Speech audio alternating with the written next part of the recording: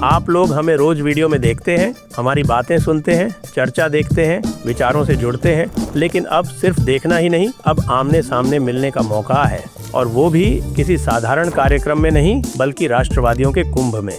The Jaipur dialogues लेकर आ रहा है कोंकण समिट, मुंबई 21 मार्च को। थीम है अनब्रेकिंग इंडिया। इस वैचारिक संगम में आपके साथ होंगे भाव तोरसेकर, अनुपम मिश्रा, कर्नल अजय रैना, सुशील कुलकर्णी, अभिजीत चावड़ा, विवेक अग्निहोत्री, नीरज अत्री, विष्णु शंकर जैन, आनंद रंगनाथन और भी कई प्रतिष्ठित वक्ता। जहां विचार होंगे, संवाद होगा और अटूट भारत के भविष्य पर गंभीर मंथन होगा।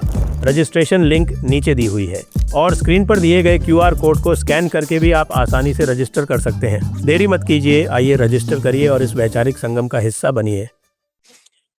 नमस्ते। आप सभी से अनुरोध है कि कृपया हमारे चैनल को सब्सक्राइब करें और वीडियो को लाइक भी अवश्य करें। UGC का गुब्बारा अब ऐसा लग रहा है कि पूरी तरह से फूटने वाला है, और पूरी तरह से फूटने वाला इसलिए है कि पिछले 2-3 दिनों में आप देखें कि योगी जी ने बिल्कुल एक सही स्टैंड लिया विधानसभा में, और बिल्कुल ये कहा कि सरकारी स्कीम्स में कोई भेदभाव नहीं होना चाहिए। और विशेषकर जब उन्होंने उदाहरण दिए कि जिस प्रकार से उन्होंने स्कीम्स को लागू किया है, उसमें कोई भेदभाव नहीं रखा है, तो वो सबके लिए संदेश था। जी हाँ, ये संदेश केंद्रीय नेतृत्व के लिए भी है, जो अभी भी सोच रहा है कि भई क्या करना चाहिए, किंकर्तव्य विमूढ़ता का शिकार है।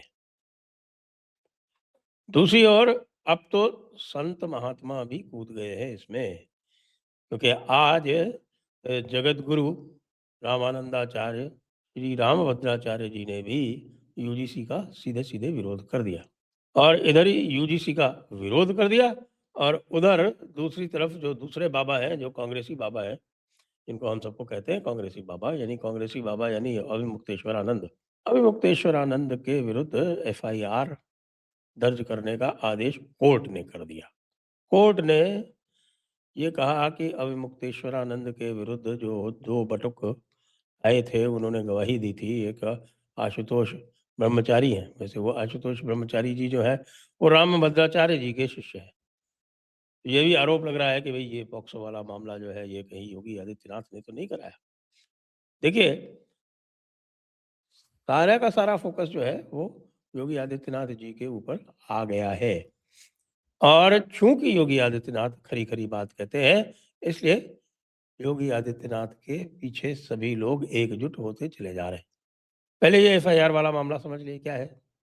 पहले भी हम इसके बारे में बात कर चुके हैं कि स्वामी अविमुक्तेश्वरानंद का जो माघ मेले वाला नाटक था, वो इसलिए किया गया था जिससे कि उनके विरुद्ध होने वाले इस केस की, जिसकी उनको अच्छी तरह से जानकारी थी, क्योंकि उसके पहले भी इसकी बातचीत चल ही रही थी, सभी को पता था कि इस तरह की बात है। आशुतोष ब्रह्मचारी जी उनके पीछे लगे हुए हैं, और इस मामले में पहले भी वो शिकायत वगैरह दूसरी 1-2 स्थानों पर कर चुके थे। वहाँ से कोई किसी प्रकार की जब कोई रिस्पॉन्स नहीं मिली, तब जाके वो डायरेक्ट कोर्ट में गए हैं, वरना तो ये कार्य जो था वो FIR सीधे-सीधे राज्य सरकार भी करा सकती थी।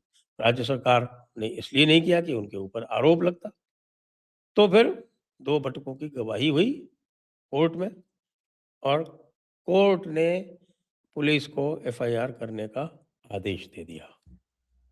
अब इसको ज़रा जोड़िए, आप ये कड़ियाँ जोड़िए, पीछे जाइए और देखिए कि ये जो माघ मेले का तमाशा किया गया था, वो संभवतः इसीलिए किया गया था क्योंकि अविमुक्तेश्वरानंद जी को अच्छी तरह से पता था कि इस मामले में क्या होने वाला है। तो उन्होंने कहा कि पहले से ही एक ये खड़ा कर दो, और उसके बाद यदि कुछ भी होता है तो उसका आप सीधे आराम से, बड़े आराम से आप विक्टिम प्ले कर सकते हो, और फिर ये कह सकते हो कि साहब क्योंकि मैंने योगी जी का विरोध किया था, इसलिए योगी जी बदले की भावना से सारे FIR इत्यादि करा रहे हैं। जबकि FIR कोर्ट से कराई जा रही है। FIR करने का निर्णय कोर्ट ले रहा है। कोर्ट में उन बच्चों की गवाही हुई है, जिन्होंने ये कहा कि उनका यौन शोषण हुआ है। पॉक्सो का केस बन रहा है। उसके अलावा आय से अधिक संपत्ति अर्जित करने का भी एक केस लगाया गया है, लेकिन आय से अधिक संपत्ति अर्जित करने का केस वो वो तो इनकम टैक्स एक्ट में लगेगा। मुझे नहीं ध्यान है कि यहाँ किस तरह से लग सकता है, कि जब तक कि उसमें कोई मनी लॉन्ड्रिंग इत्यादि का कोई मामला ना बनता हो।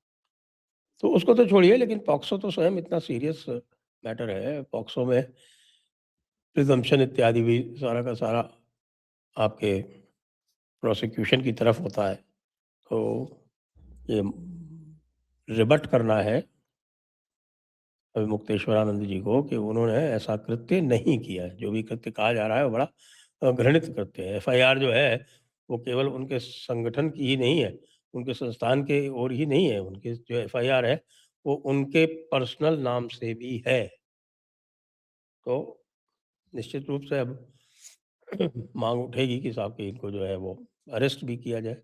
आगे क्या होगा वो देखना पड़ेगा। आप संत निंदा आप करेंगे तो संत निंदा का फल तो भोगना पड़ता है।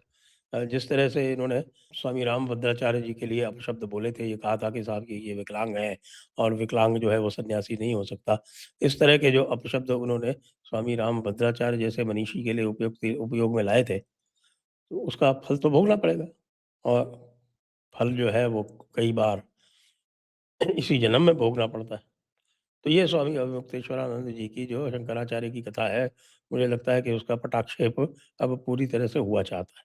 वैसे भी सब लोग जानते हैं कि इनके क्या कार्यकलाप थे, किस तरह से ये नेतागिरी किया करते थे, किस तरह से ये एक तरह से कहें कि गुंडागर्दी किया करते थे। वो सारी चीज़ें जो है वो सामने आ रही हैं।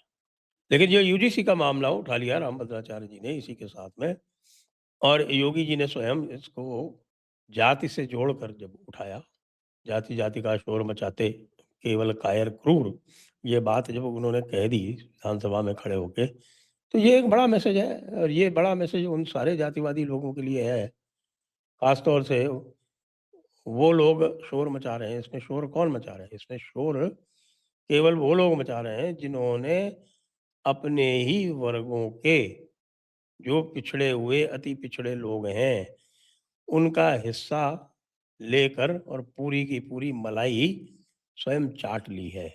चाहे वो एससी के ये संभ्रांत वर्ग हों और चाहे वो ओबीसी के संभ्रांत वर्ग हों। तभी आप देखेंगे ना कि इसमें सबसे आगे कौन है? सबसे आगे यादव लीड कर रहे हैं ओबीसी की तरफ से, और जाटव लीड कर रहे हैं। जाटव में भी क्या है, एक तबका है भीम आर्मी वाला, वो लीड कर रहा है एससी में। और एसटी में एक वो जात लीड कर रही है जो कि 0.7% है सारे जनजाति समूह का, और 70% आरक्षण लेके बैठी हुई है उनका। यानी 99.3% जो आदिवासी हैं, उनके पास 30% हिस्सा है, और जो 0.7% है, उनके पास 70% हिस्सा है। तो मुख्य रूप से यही 3 जो हैं, वो ये जातीय उन्माद और जातीय विद्वेष फैलाने में लगे हुए हैं। और साथ में ऑफ कोर्स आपके लेफ्टिस्ट तो हैं ही, लेफ्टिस्ट तो सदैव रहते हैं, और इनको हवा दे के, माहौल बना के, मोदी योगी के विरुद्ध एक वितंडा खड़ा करने के लिए अविमुक्तेश्वरानंद जी तो सदैव उपलब्ध रहते ही। तो ये दिख रहा है कि किस तरह से ये मूर्खता तो की धर्मेंद्र प्रधान ने। मूर्खता कह रहा हूँ, और वो मूर्खता जो है वो निरंतर है। अभी उसमें मूर्खता पे पटाक्षेप नहीं हुआ है। क्योंकि जो बात धर्मेंद्र प्रधान को खुले में आके कहनी चाहिए थी, वो बात योगी जी कह रहे हैं, खड़े होके। और बार-बार बता रहे हैं, उन्होंने पूरा एक किस्सा सुनाया। उन्होंने बताया कि किस प्रकार से जब 2017 में वो आए और उन्होंने देखा कि बालिकाएँ जो हैं, वो नंगे पैरों जा रही हैं स्कूल, तो उन्होंने आके फिर उनके पूरी यूनिफ़ॉर्म की व्यवस्था की। उसमें कोई भेदभाव नहीं किया। जो बेसिक शिक्षा परिषद जो है, बेसिक शिक्षा परिषद जिसमें प्राइमरी स्कूल इत्यादि आते हैं, आपके 8वीं तक के स्कूल आते हैं उत्तर प्रदेश में, उस बेसिक शिक्षा परिषद के हर स्कूल के हर छात्र को पहले बालिकाओं से आरंभ किया, बाद में बालकों को भी, सभी को सभी के लिए यूनिफ़ॉर्म की व्यवस्था की, सभी के लिए। क्योंकि आखिरकार सरकारी स्कूलों में कौन पढ़ता है?